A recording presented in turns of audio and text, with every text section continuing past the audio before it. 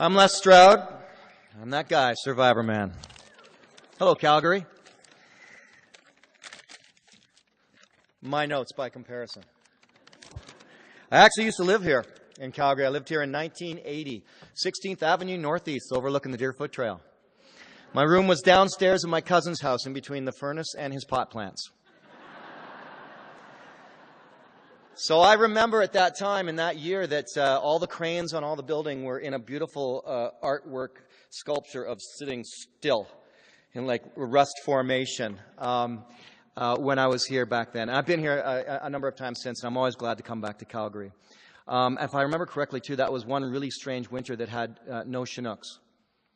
So that was my first experience of Calgary, a winter without a Chinook. The Walrus, when speaking with them, I talked about how I was going to speak and what I was going to speak on, and they were very adamant on that it be something about letting you leave here so that you can think in a way, hey, I never thought of it that way before. And I'm going to follow that lead, but as is my usual way, I'd like to add to it a little bit as well. I'd like to point out two possible perspectives of new thinking and then give you potentially two new ways to do something to do about it. And the reality is, we all lead lives of hypocritical lives of conflict. We can't get away from it. My creative partner, Laura Bombier, who's here tonight, and we did the book Beyond Survivor Man, I call her my HIR, my hopelessly idealistic romantic, because she forgets sometimes that, in fact, it takes an industry to make a camera. And as much as what I do revolves around nature, it takes a severe amount of industry to make my camera gear, to make video cameras. And so I'm stuck in this life of conflict that I can do nothing about. It's very difficult. I drive a 1500 Hemi Dodge Ram pickup truck because I live in Huntsville, Ontario, and I rationalize, well, we get a lot of snow in the winter. It's the only way I can get out of my driveway. And at the same time, I like to expound upon the beauties of nature and protecting it. It's a life of conflict. It's very difficult to get past. So we aren't going to be able to go back and live in little shelters on the land. That's not going to happen.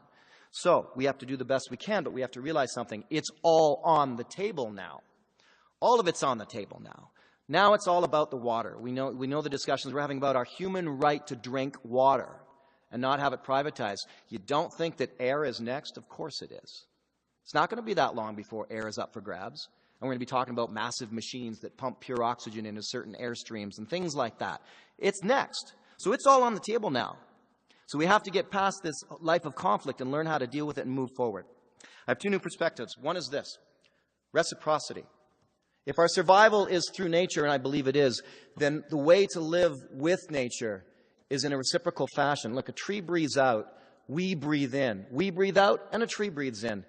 As far as I'm concerned, it's just not more connected. It doesn't get any more connected than that example.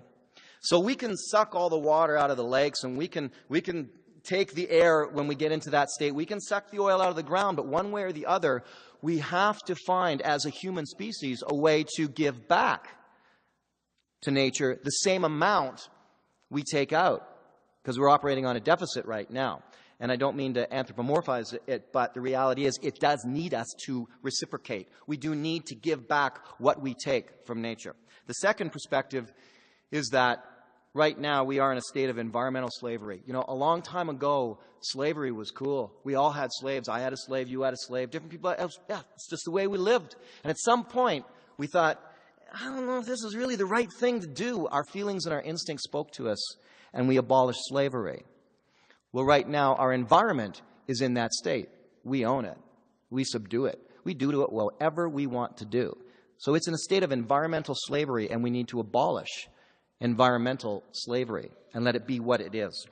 The two methods for moving forward are this. Shinrin-yoku is forest bathing. If you can, 10 minutes a day, you can reconnect with nature by simply going out and standing on the grass. There are trees outside this building. They're living, breathing beings. 10 minutes a day. And guess what? Your productivity will increase. Your health will increase. Your stress level will go down. And you know what? That's not New Age, airy-fairy stuff. That's scientific fact now. Scientists are proving it. Quantum physics are proving it. You put a plant in a room, it increases your health. What? But it does. So 10 minutes of forest bathing a day, that's my prescription to you. Try the Survivor Man Garbage Challenge. Tonight when you go home, do what you have to do with your garbage, get it all set up, move it out and everything. Then tomorrow, take your garbage receptacles and hide them for 1 month. That's all I ask. 1 month. Hide your garbage receptacle and watch how fast you figure it out.